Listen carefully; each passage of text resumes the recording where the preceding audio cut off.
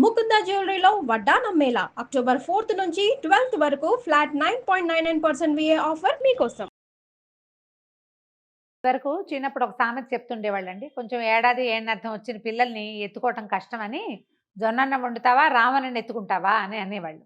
అంటే రామన్నని ఎత్తుకోవడం, పిల్లాడిని ఎత్తుకోవడం ఎంత కష్టం అంటే జొన్నన్నం వండినంత కష్టమని. ఎందుకు జొన్నలు బియ్యంలాగా వండలేమా అంటే వండలేం. దాన్ని నానబెట్టాలి, దంచాలి, చెరగాలి, పొట్టంతా పోగొట్టాలి. ఉడకటానికి కూడా బియ్యం కంటే ఎక్కువ సమయం తీసుకుంటుంది. జొన్నన్నం వండటం కష్టం అనుకునేవాళ్ళం. నా చిన్నప్పుడు ఈ గొడ్లకు పెట్టడానికి జొన్నన్నం వండేవాళ్ళు. ఏదో గిన్నెలో అలా నీళ్ళు పోసి దాన్ని ఒక రోజంతా నానబెట్టేవాళ్ళు జొన్నల్ని. దంపి అలాగా దంచి కొంచెం చెరిగేవాళ్ళు. ఎక్కువ చెరగదడం కూడా కాదు. పచ్చజొన్నల్ని వండేవాళ్ళు. పాలేళ్ళు వాదొడ్లో ఈ మన నీళ్ళ కాగు పెట్టే పొయ్యి మీదే అన్నం వండేసి ఎడ్లకి వాటికి పెట్టేవాళ్ళు. అయితే మా నాన్నగారికి డయాబెటీస్ టైప్ 2 ఆయన ఎర్లీగానే చనిపోయారు. ఈ డయాబెటీస్ ఉంటే ఆయుర్వేద వైద్యులు జొన్నన్నం తినమన్నారు. మా నాన్నగారు ఇంట్లో జొన్నన్నం తింటుంటే ఇంత అన్నం ఎప్పుడైనా మజ్జిగలోకి తింటుండేదాన్ని నేను. ఒక 5, 6 సార్లు తిన్నానేమో చిన్నప్పుడు. ఏదో వింతగా ఉండేది. అదొక రుచి. ఆయన తింటున్నారు, మనం కూడా తినాలని మజ్జిగ పోసుకొని తినేవారు. చాలా ఎక్కువ రైస్ తిన్నా కూడా డయాబెటీస్ వాళ్ళకి మంచిదనేవాళ్ళు. ఇప్పుడు మనకి ఇటీవల కాలంలో ఈ చిరుధాన్యాల వ్యవహారాలు చాలా తెలిసినాయి కదా మనకి. సో జొన్నన్నం కూడా తినచ్చు, జొన్న సంకటి చేసుకోవచ్చు. ఇలాంటి మాటలు మనం బాగా విరివిగానే వింటున్నాం. ఎండాకాలం కనుక మనం జొన్నలు తీసుకుంటే వెయిట్ లాస్ వస్తుంది, డయాబెటీస్ మేనేజ్ అవుతుంది, కడుపులో చల్లగా ఉంటుంది.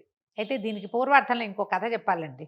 మన పివి నరసింహారావు గారు రాసిన గొల్ల రామవ్వ అనే కథ తెలంగాణ మాండలికంలో సాగుతుంది కథ అంతా. అందులో రజాకార మూమెంట్ ఆ సమయంలో ఒక అబ్బాయి, సంపన్నుల ఇంట్లో ఉన్న ఒక అబ్బాయి తిరుగుబాటుదారుడిగా ఉంటాడనమాట.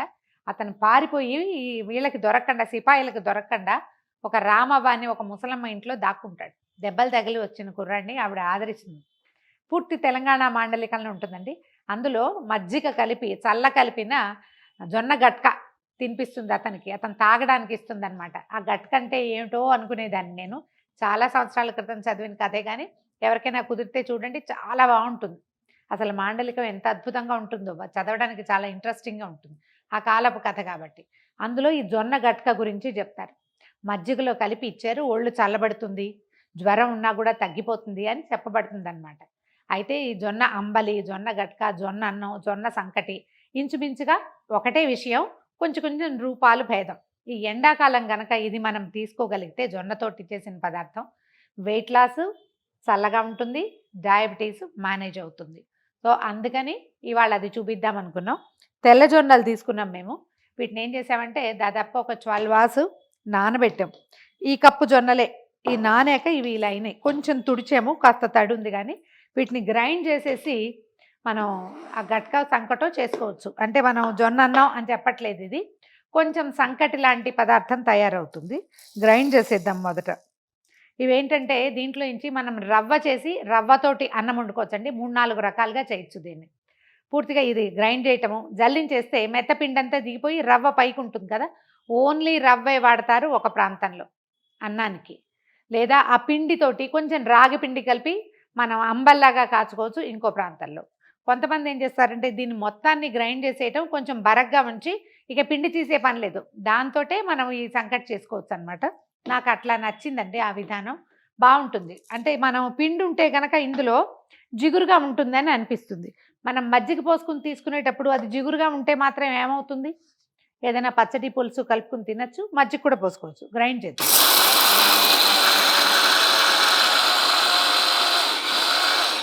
మనం గ్రైండ్ చేసిన తర్వాత ఇదిగో ఇలా వస్తుందండి. ఇది ఇంకా ఎక్కువ తిప్పిన కొద్దికి పిండి అయిపోతుంది. ఇప్పుడు ఇందులో బరకుంది, మెత్తపిండి ఉంది. మీకు బరక పిండే కావాలనుకుంటే దీన్ని జల్లించేసి ఆ రవ్వతోటి వండుకోవచ్చు. ఇది అన్నంలాగా కొంచెం గట్టిగా చేసుకోవచ్చు, బాగుంటుంది.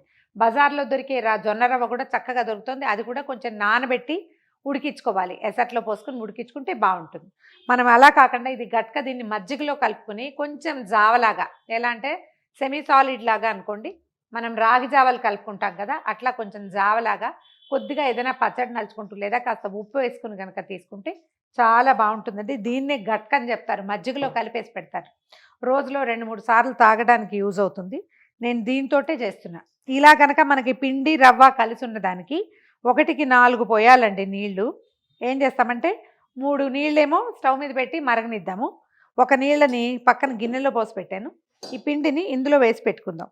ఈ జొన్నతోటి వచ్చిన పెద్ద ప్రాబ్లం ఏంటంటే వేడి నీళ్ళలో పోస్తే ఉండలు గచ్చకాయలు అయిపోతుంది. అది మనకి శుద్ధగా అయిపోతుందనమాట. నీటిలో కలిపి కనుక పెట్టుకుంటే మనం ఇందులో పోసుకోవటానికి వీలు, ఇంక గడ్డ కట్టదు, చాలా ఈజీగా ఉడికిపోతుంది.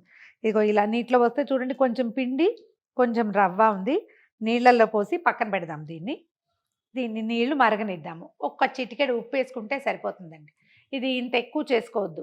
ఫస్ట్ టైం చేసేటప్పుడు ఒక చిన్న గ్లాసు నానబెట్టండి. రాత్రి నానబెట్టి పొద్దున్నే మన చిన్న మిక్సీ జార్లో వేసేసుకుంటే ఇద్దరికి సరిపడా ఒక 2-3 గ్లాసులు 2 గ్లాసుల జావలాగా వస్తుంది. ట్రై చేసి చూడండి. ఇది ఒంటికి సూట్ అయితే కనుక జొన్న చాలా మంచిదండి. బ్లడ్ సెల్స్లో వాటర్ ఉంటుంది, తడి ఎక్కువ ఉంటుంది. చాలా కొంతమంది దాంతో కొంచెం దొందగా మెత్తటి ఒళ్ళుగా కనపడుతుంది. వాళ్ళకి ఆ బ్లడ్ సెల్స్లో వాటర్ తగ్గిపోతుందట. దాంతో మనుషులు గట్టిగా అవుతారు, బలంగా అవుతాం. మనకి పని చేసే క్షమత, ఎక్కువసేపు నిలబడి ఉండటానికి కావాల్సిన శక్తి, నడుముకి బలము అన్నీ వస్తాయి. జొన్న ట్రై చేయాలి. ఇదేంటంటే కొంతమందికి మోషన్ టైట్ అవటం అలాంటి సమస్యలు వస్తాయి, కొంచెం కాన్స్టిపేట్ అవుతుంది. ఒక్కొక్కళ్ళకి ఒక్కో రకం ఇబ్బందిగా ఉంటుంది. ఆ ఇబ్బంది కనుక లేదు అంటే మనం కొంచెం ట్రై చేస్తూ మన జీవితాల్లో ఇప్పటిదాకా జొన్న ప్రవేశించకపోతే స్లోగా దీన్ని రోజు విడిచి రోజు అట్లా కనుక చేసుకున్నామంటే మజ్జిగలో కలిపి తీసుకుంటే బ్రేక్ఫాస్ట్గా చాలా బాగుంటుంది. ట్రై చేసి చూడండి. నీళ్ళలో కలిపి పెట్టాను. ఇదేమో కొంచెం నీళ్ళు మరగనిద్దాం. నీళ్ళు మరుగుతున్నాయి. ఒక చిటికెడు ఉప్పు వేసేద్దాం ఇందులో. ఇప్పుడు నానబెట్టి పెట్టాం కదా మనం. ఇది ఎక్కువ నానాలని కాదు, ప్రధానంగా ఏంటంటే మనం రవ్వ ఈ వేడి నీళ్ళలో మరిగే నీళ్ళలో పోసేటప్పుడు ఉండకట్టేస్తుందని కొంచెం సిమ్లో పెడదాం. దీన్ని కాస్త కింద పైన కదిపేసి పోసేస్తాం.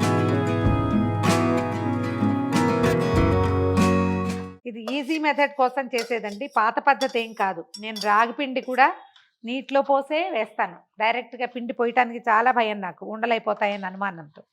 చెయ్యి విడవకుండా తిప్పండి. ఇది ఉండగట్టేసే ప్రమాదం చాలా ఎక్కువ ఇందులో.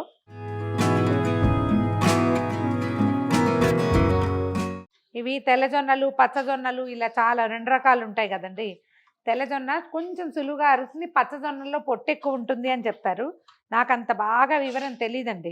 మా చిన్నప్పుడు మాత్రం గొడ్లకి పచ్చజొన్నలే పెట్టేవారు. అవి దంపేటప్పుడు చూస్తుండేదాన్ని నేను. చిక్కబడ్డ మొదలు పెట్టించండి. పిండి కదా, పిండి ఎక్కువ ఉంది కదా, ఇందులో సగం పిండి ఉంది, అందుకని మీకు చిక్కగా కనపడుతుంది. ఇది ఉడకడానికి మాత్రం ఈజీగా 15 నిమిషాలు పడుతుంది. కొంచెం పెద్ద బౌల్ వేసాం కదా. ఇది సెటిల్ అయ్యేదాకా అలాగా తిప్పుతూ ఉండాలి. మనం ఇంత చెయ్యము, కొంచెమే చేసి చూస్తామనుకోండి, అప్పుడు మనకు తెలుస్తుంది. ఏదైనా ఇత్తడి గిన్నె పెట్టుకుంటే అడుగు మాడకుండా, తర్వాత ఇది ఎక్కువ ఉండలు కట్టకుండా నిదానంగా ఈవెన్గా మంట వస్తుంది అన్ని పక్కల. స్టీల్ వాటితో ఒక తిప్పలు ఏంటంటే ఓ పక్కకి మంట ఉంటుంది, ఈవెన్గా స్ప్రెడ్ అవ్వదు హీట్. ఇత్తడి వాటిలలో అలా అవుతుంది. ఈ కుతకుతలాడుతున్నప్పుడు దింపేసేయచ్చండి. నేను మీకు పైకి తీసి చూపిస్తాను చూడండి. పిండి పార్ట్ కూడా ఉంది కదా మన పదార్థంలో, జొన్నలో. అది పిండి అంతా ఉడికిపోయింది, రవ్వ మీకు ఇలా కనిపిస్తుంది చూడండి, కణికలుగా. కానీ ఇది బాగా నానిపోయి ఉండటం వల్ల చక్కగా ఉడికిపోతుందండి. ఇది ఇందులో ఏమైనా ఉడుకు పట్టకుండా ఉండిపోతుందేమో అని భయపడక్కర్లా. మనం ఫ్రెష్ రవ్వ అయితే అది పూర్తిగా పక్వం అయ్యేదాకా ఉంచాలి. దీనికి ఇది సరిపోతుంది. ఇగో ఇలా ఉడికొస్తే తడి అయిపోతున్న సూచన అనమాట. మనం ఇది చల్లారాక ఇంకొంచెం గట్టిగా అవుతుంది. దీన్ని కొంచెం పెరుగు వేసి కొద్దిగా బీట్ చేసి ఏదైనా పచ్చడి నలుచుకుని తినేయచ్చు.